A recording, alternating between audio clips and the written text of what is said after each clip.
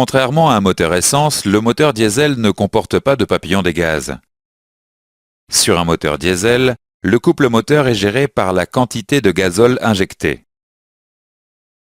Lors d'une demande de couple plus importante, la quantité de gazole injecté augmente. Lors d'une demande de couple plus faible, la quantité de gazole injecté diminue.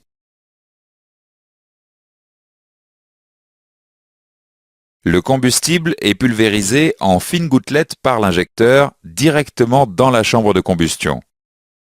La pulvérisation s'effectue à très haute pression. Les gouttelettes se réchauffent au contact de l'air pour atteindre la température d'auto-inflammation. L'homogénéité du mélange influence la rapidité et la qualité de la combustion.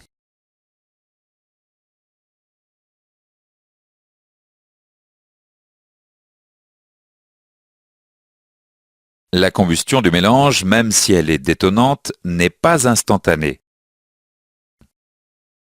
Si l'injection a lieu au PMH, la pression due à la combustion devient maximale alors que le piston est déjà descendu.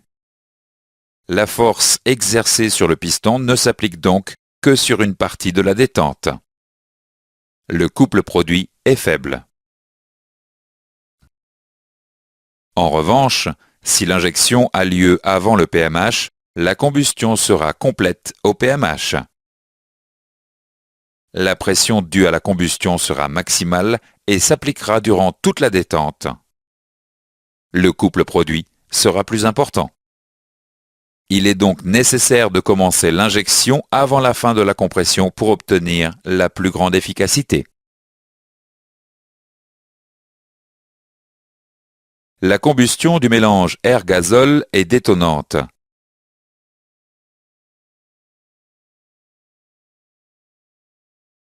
L'élévation de pression dans la chambre de combustion est brutale.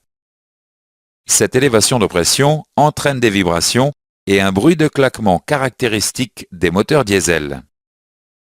Certains systèmes réalisent une pré-injection avant l'injection principale. La pré-injection amorce la combustion avec une petite quantité de gazole. L'élévation de pression dans la chambre de combustion est alors progressive. Les vibrations et les bruits sont atténués. Cette stratégie n'est plus utilisée à partir d'une certaine charge.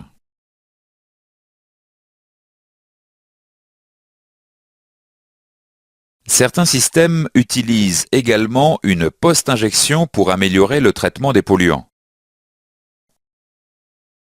Une petite quantité de gazole est injectée après l'injection principale en fin de détente. Le gazole non brûlé est évacué avec les gaz d'échappement et est utilisé par les systèmes de dépollution.